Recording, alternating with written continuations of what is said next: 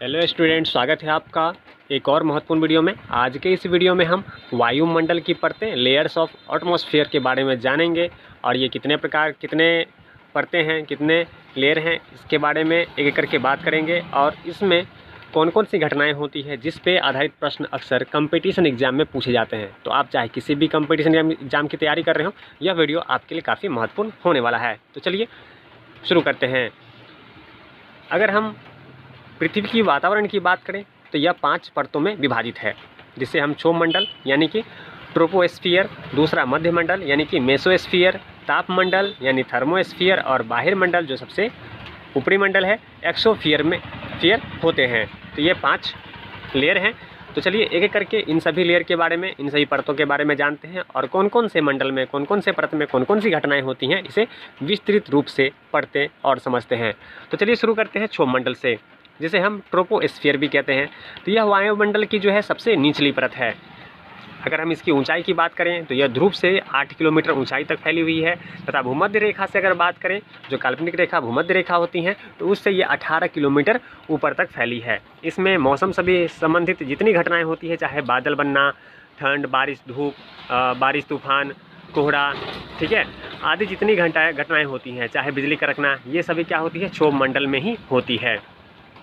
इसके अलावा हम बात करें तो क्षोभमंडल की सबसे ऊपरी सीमा को ट्रोपोपॉज कहा जाता है। क्षोभमंडल की जो ऊपरी सीमा है उसे ट्रोपोपॉज कहा जाता है, जो लगभग 1.5 किलोमीटर यानी कि 1.5 किलोमीटर तक होता है। इसमें धूलकण, जल वाष्प और अन्य अशुद्धियाँ पाई जाती हैं। अगर आगे हम इसकी बात करें तो यह पृथ्वी को गर्म रखता है। हम जिस हवा में सांस लेते हैं वह इसी मंडल में यानी क्षोभमंडल में यानी ट्रोपोस्फियर में मौजूद है। ठीक है, इसके अलावा अगर हम बात करें तो चलिए अब देखते हैं समताप मंडल को। समताप मंडल यानी कि स्ट्रेटोस्फियर प्रमुख मौसम घटनाओं से रहित होता है, यानी कि यहाँ मौसम संबंधी घटनाएं नहीं होती है। यह जो है क्षोभमंडल के बाद 50 किलोमीटर की ऊंचाई तक फैला हुआ है। जेट विमान आदि जो विमान होते हैं वे निचले समताप मंडल के मध्यम से उड़ान भरते हैं, क्योंकि यह उड़ान के अनुकूल स्थिति प्रदान करता है। तो इस प्रकार से ये प्रश्न आ सकते हैं कि विमान वगैरह कौन से मंडल से में अपना उड़ान भरते हैं, तो ये आपका समताप मंडल होगा इसका जवाब। चलिए आगे देखते हैं। ओजोन परत पृथ्वी की सतह से 15 से 35 किलोमीटर की ऊंचाई पर लगभग समताप मंडल के भीतर स्थित होता है। तो आपसे प्रश्न यह भी बन सकता है कि ओजोन परत कौन से मंडल में है, तो ओजोन परत जो है आपका समताप मंडल में है, यानी कि स्ट्रेटोस्फियर में मौजूद है। आगे बात करें तो ओजोन परत एक सुरक्षा कवच के रूप में काम करता है, क्योंकि ये जो है सौर विकिरण की अल्ट्रावायलेट किरणों को अवशोषित कर पृथ्वी पे आने से रोकता है। वहीं बात करें ओजोन के अवक्षेपण के परिणाम स्वरूप जमीन की सतह और निचले वायुमंडल के तापमान में वृद्धि हो रही है। आप देखते हैं कि पृथ्वी पर पहले से अधिक गर्मी या बरसात समय पर नहीं होना, मौसम संबंधी जो घटनाएं जो कि बिगड़ती जा रही हैं, जो समय पर नहीं हो पाती हैं, वो सब ओजोन के अवक्षेपण के परिणाम स्वरूप हो रहा है, जिसकी वजह से जो निचली वायुमंडल है उसके तापमान में वृद्धि हो रहा है। आगे हम देखें,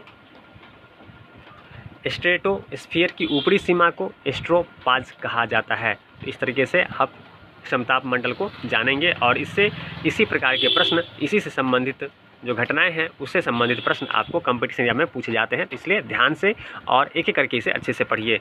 मध्यमंडल की बात करें, जिसे हम मेसोस्फियर कहते हैं, यह वायुमंडल की तीसरी परत है और समताप मंडल के ऊपर स्थित है, यानी कि पहले क्षोभमंडल फिर समताप मंडल, उसके बाद जो मंडल स्थित है वह आपका मध्यमंडल स्थित है। मध्यमंडल की बात करें तो यह 50 से 90 किलोमीटर की ऊंचाई तक फैला हुआ है।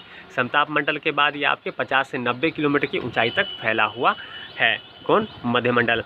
ऊंचाई के साथ तापमान घटता है। यह 80 से 90 किलोमीटर की ऊंचाई पर न्यूनतम -80 डिग्री सेल्सियस तक पहुंच जाता है। यह वायुमंडल की सबसे ठंडी परत है। तो प्रश्न यह भी बन सकता है कि वायुमंडल, पृथ्वी की वायुमंडल की सबसे ठंडी परत कौन सी है। तो आपको पता होना चाहिए कि मध्यमंडल वायुमंडल की, पृथ्वी की वायुमंडल की सबसे ठंडी परत है। ऊपरी सीमा को मेन पाउज कहा जाता है। देखिए बहुत ही आसान है, ऊपरी सीमा को मध्यमंडल है तो मेन पाउज, इस प्रकार से आप याद रख सकते हैं, ठीक है। इसके अलावा देखिए तो अंतरिक्ष से इसमें प्रवेश करने पर उल्कापिंड जल जाते हैं। तो प्रश्न यहाँ यही बन सकता है कि कौन से परत, वायुमंडल के कौन से मंडल में, कौन से परत में उल्कापिंड आने पर जल जाते हैं। तो यह आपका उत्तर होगा मध्य मंडल। अंतरिक्ष से इसमें प्रवेश करने वाले उल्कापिंड यहाँ आते ही जल जाते हैं। इससे क्या होता है, पृथ्वी पर जो बड़े और भारी भरकम रूप में उल्कापिंड आते रहते हैं वे जल के राख हो जाते हैं या फिर छोटे छोटे उसके टुकड़े हो जाते हैं ताकि पृथ्वी को कम नुकसान पहुंचे। तो इस प्रकार से यह मंडल उल्कापिंड को जला करके पृथ्वी को नुकसान पहुंचाने से रोकते हैं। इसके अलावा देखिए बाह्य मंडल की बात करें तो इसको एस्कोस्फीयर भी कहते हैं। यह आयन मंडल के ऊपर फैली वायुमंडल की सबसे ऊपरी परत है। इसका जो घनत्व तो बहुत कम होता है और तापमान 5568 डिग्री सेल्सियस हो जाता है। यह परत बाह्य अंतरिक्ष के साथ विलीन हो जाता है, यानी कि इसकी सीमा कहाँ ख़त्म होती है पता नहीं चलता है। यह धीरे धीरे अंतरिक्ष में इसकी जो सीमा है वायुमंडल की वह विलीन हो जाती है। हीलियम और हाइड्रोजन जैसी हल्की गैसें यहाँ अंतरिक्ष में तैरती हैं। वायुमंडल में जो है हीलियम और हाइड्रोजन जैसी गैस यहाँ मौजूद है, ठीक है। यह थर्मोस्फीयर के ऊपर 10,000 किलोमीटर यानी कि 6200 मील तक फैला हुआ है। एक अनुमान है कि यह जो बाह्यमंडल है यह थर्मोस्फीयर के ऊपर 10,000 किलोमीटर यानी कि 6200 मील तक फैला हुआ है। तो इस प्रकार से हमने बाह्यमंडल, मध्यमंडल, समताप मंडल और आपका क्षोभ मंडल को विस्तृत रूप से पढ़ा और समझा। और इसी में से प्रश्न, अगर इस टॉपिक से संबंधित प्रश्न आएंगे तो इसी जो हमने आपको बताया उसी से संबंधित प्रश्न आपको मिलेंगे। तो उम्मीद करता हूँ यह वीडियो आपको काफ़ी हेल्प करेगी और यह टॉपिक कंप्लीट रूप से आपकी तैयार हो चुकी है। और इसे अच्छे से पढ़ लें, अच्छे से समझ लें, क्योंकि प्रश्न बनेगा तो यहीं से बनेगा। तो चलिए ऐसे महत्वपूर्ण टॉपिक के साथ मिलते हैं अगले वीडियो में। तब तक वीडियो देखने के लिए आपका धन्यवाद। चैनल को सब्सक्राइब कीजिए, साथ में बेल नोटिफिकेशन को ऑन कीजिए ताकि जब भी वीडियो अपलोड करूँ उसका नोटिफिकेशन आपको मिल सके। तो मिलते हैं अगले वीडियो में। वीडियो देखने के लिए धन्यवाद।